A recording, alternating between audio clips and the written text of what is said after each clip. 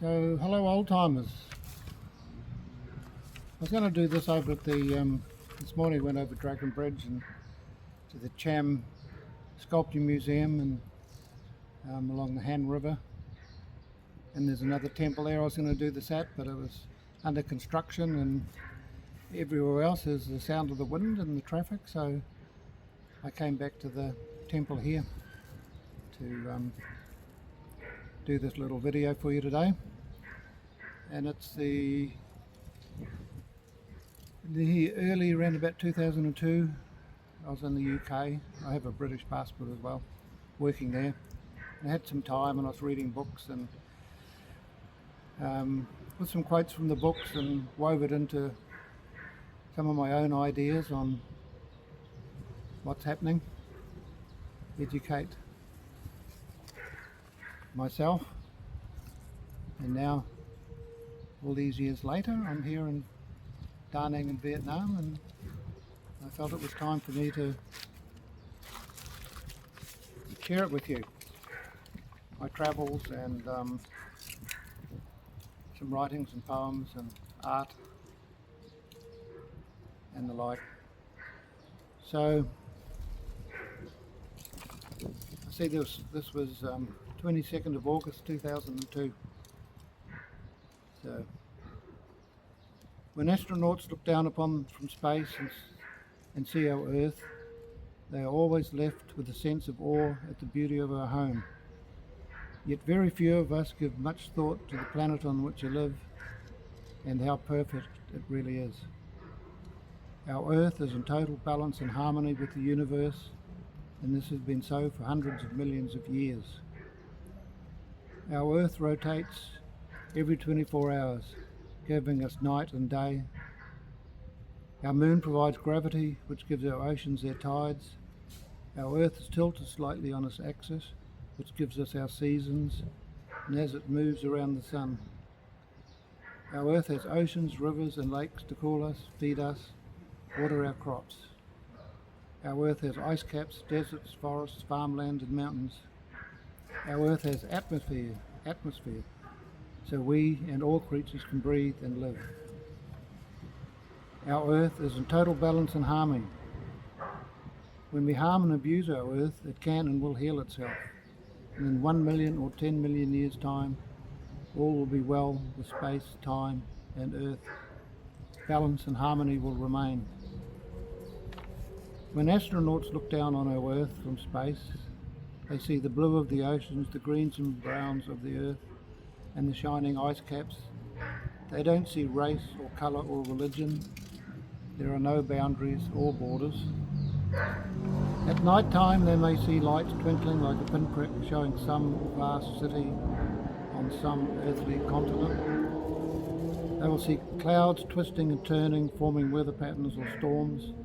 They will see night and day at a glance and realise that somewhere down there, some people are getting up whilst others are going to bed. From space it all looks so simple, so perfect and so right. From space it looks just the same as it did 10 million years ago, but only from space. What is space? Where is space? It is that place without gravity or light or atmosphere. It is so cold that we can't live there for long, and it's not that far away. You could drive there in your car in an hour, but once you are there it goes on forever. Think of that, forever. Along the way, other planets, other places, many just like our Earth, stars, galaxies, universes, all together in balance and harmony. Our Earth spins once every 24 hours. It has not changed in hundreds of millions of years. Spinning creates gravity, which in turn creates weight. To get into space, to leave our Earth, requires vast amounts of energy, but it is not that far. To come back from space calls for care, because surrounding our Earth is atmosphere, which creates friction, which in turn creates heat to burn up anything which enters its realm.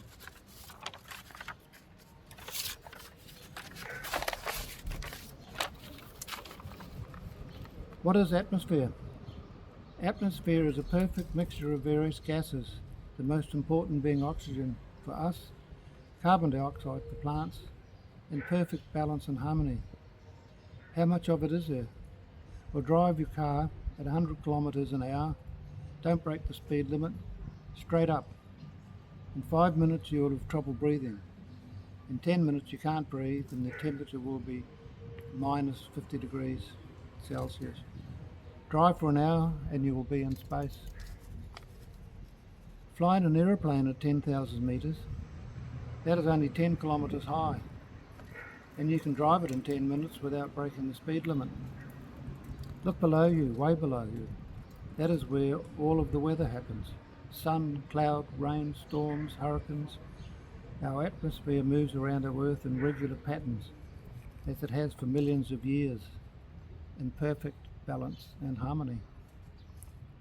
The sea, how wonderful it is, covering 65% of our Earth's surface. Waves by wind, tides by gravity, a living, moving thing cooling us, feeding us, in fact divide it up into all its various parts, and it is us. The sea, a moving, living mass of water, layer upon layer, currents like a river unseen and mostly unknown, but in perfect balance and harmony. Ice caps north and south, Arctic and Antarctic, vast areas of ice and snow. Let them melt and you will have fresh water millions of years old. Our Earth's air conditioner, keeping us cool in perfect balance and harmony. Ice caps and oceans, 99% of our Earth's water, leaving just 1% for us to drink, wash, clean, irrigate and cook with. Oh, how fine is the balance. Earth's forests, mountains, desert, farmland, orchards, crops, food and home. For us all here on Earth, as fragile as a butterfly's gossamer wing. How we use it and abuse it, but it can heal itself if left alone in time. The seasons on Earth, summer in the south, winter in the north, an imaginary line around Earth called the equator, where it's very hot. Move north or south of this line and it slowly becomes cooler, right to the cold and ice of the ice caps. Springtime, the earth warms after the cold of winter, like waking up in the morning. Crops are planted, grass plants, trees and animals burst back into life. The days grow longer, the weather warmer, the land and oceans produce food and oxygen. As the seas warm and the crops and animals grow, summer arrives. The days grow longer. It's time to harvest the food that feeds us. Crops, trees, animals that have evolved like us naturally over millions of years. We enjoy the summer sun for a few months in our work and play. Slowly the days shorten. The crops have been harvested. The leaves on the trees change colour and fall. Growth slows down, winter arrives. For us, a time of shorter days, longer nights, rain and cold. All part of the cycle. The earth is at rest, ready to grow again in the spring. So there's more to come of that. I wrote a poem a very long time ago called Autumn. And it goes like this. Autumn here is with us now, the trees they show the way. From summer's green to autumn art, the leaves again will soon depart from that which gave them life. I know not why this is so, surely it can only show nature's plan for all the earth of life, of change and rebirth.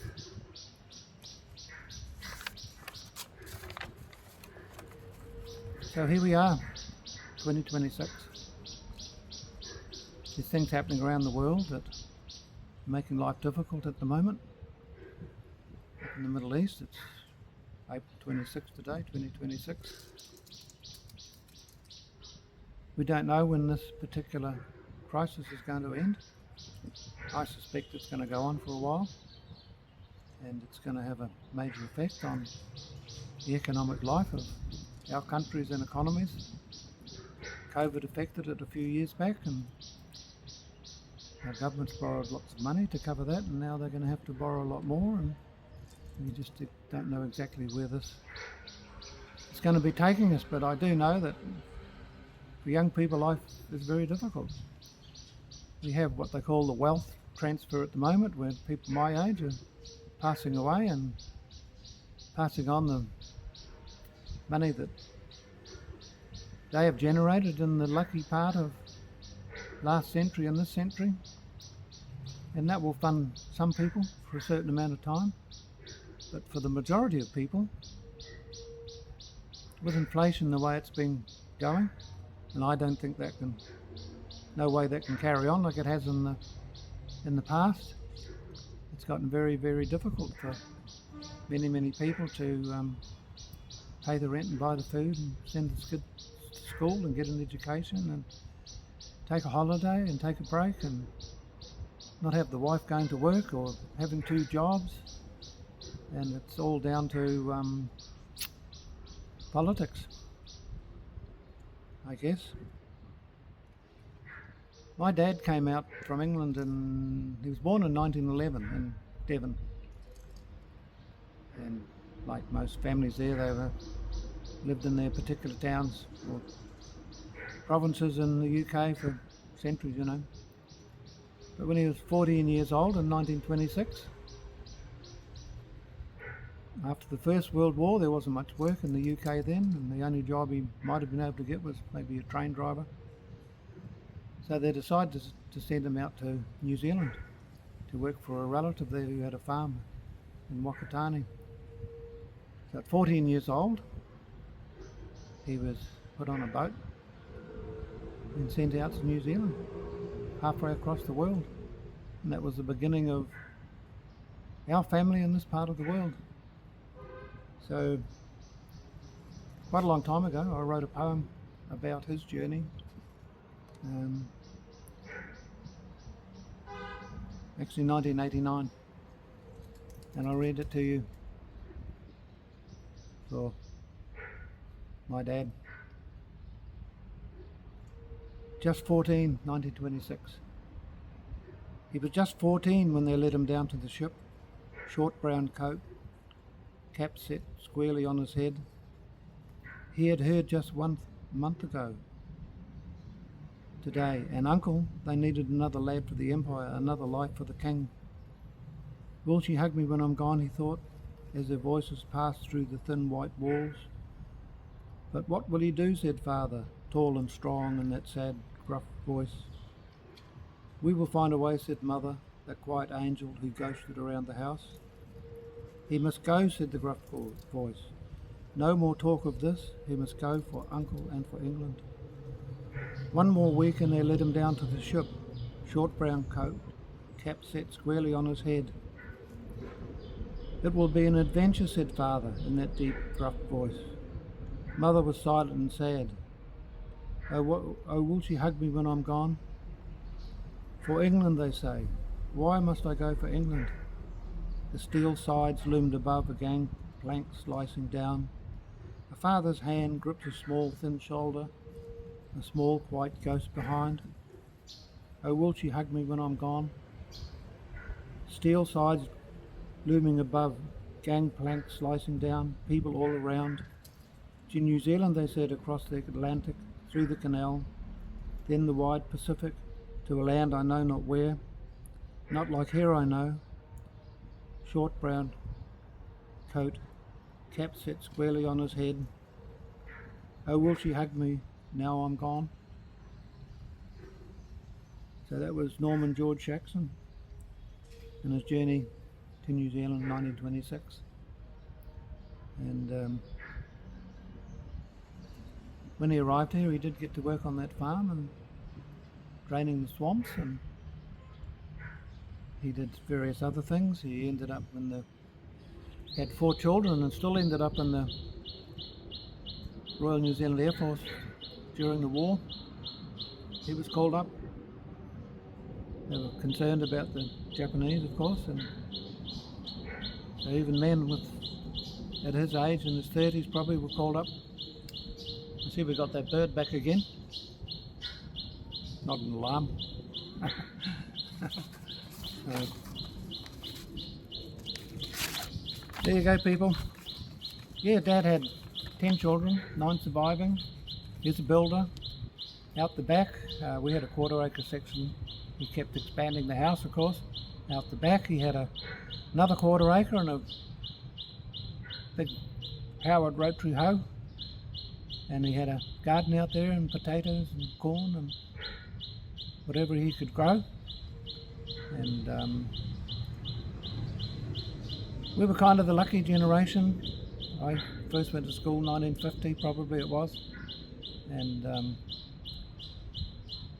ended up at intermediate school where I had a teacher that taught me photography and brownie cameras and developing film. And when I got to high school, of course, it was still 1 day a month we had military drill, and our teachers, most of them of whom had master's degrees, had all served in the war, and on that 1 day a month they came to school in their uniforms, and we had a battalion and companies and did parades and had the bands and all that thing. Something I was quite good at. I became a platoon commander there, and I had the best platoon in the school. And interesting time. We were only 15, 16, 17 then.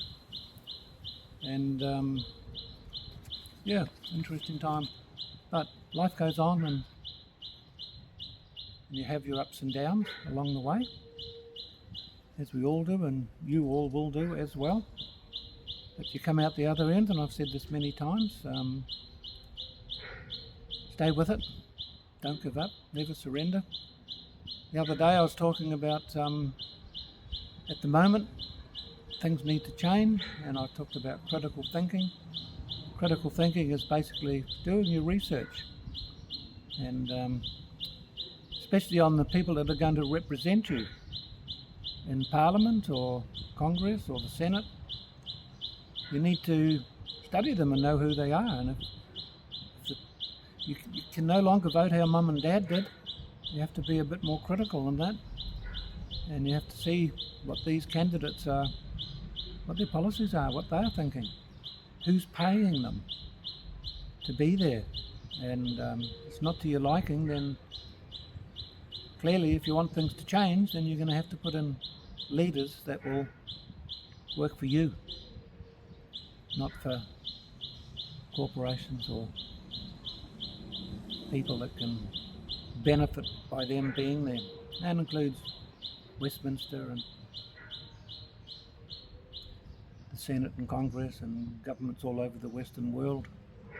You know, when Dad came to New Zealand, that was what the British Empire was doing. It was sun never set, and at school we sang songs at school assembly, and you know, land of hope and glory, and you know, all about the brave hearts, and waved the flag and all the rest of it.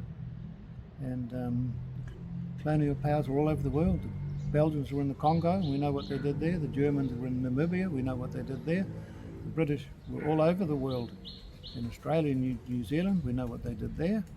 It's no longer a secret what colonial powers did. The Spanish were in South America, of course. And then you had the Portuguese and the Dutch, you know, the Dutch in Indonesia and the Portuguese. And when they left these countries, they just quite often just left. They didn't set up an alternative government of local people. They just bailed out, and sometimes they got taken over by countries that didn't align with their values, and they're still part of those countries today, and it's not likely to change. So yeah, you have to do some critical thinking and some research when you can do something, even if it's only making a vote, and that has to happen soon. Things need to change, otherwise you're going to be backed into a deep, dark corner that you don't want to be in. I don't want you to be in it, that's for sure. You know, we've had the good times, and I think you should too. So a final little poem that I wrote called Dreads. My dreads are longer, my knots grow stronger. Fortune finds me, then goes again. as age comes upon me to up the strain. How can I get up again to find the love to ease the pain? Dreads upon my head, tight locks of pain. I wear my dreads upon my head, tight locks of pain, each a symbol of the past, disappointment, lost love, failure, bad dreams, life's hopes dashed and dashed again. How can I get up again? Dreads upon my head, tight locks of pain. But what I found out, yes, you can get up again. And tomorrow can and will be a better day. So to the old-timers out there, Vietnam old-timers travel guide, I do digress a little bit here, I know, but I hope you find it interesting and informative, and perhaps enjoy what I'm saying. If you don't like what I'm saying, turn me off by all means. You have that right. And do the like and share and subscribe and pass it on. So I've had a great day today, travelling around. Had to come here and find a quiet place, and I sure did that, and here it is, my quiet place.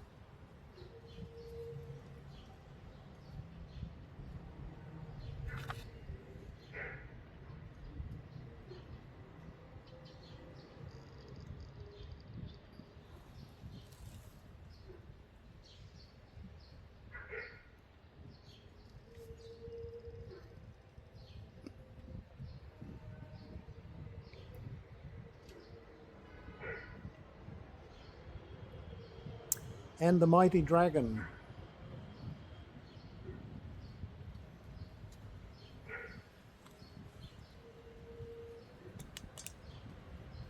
Thanks guys.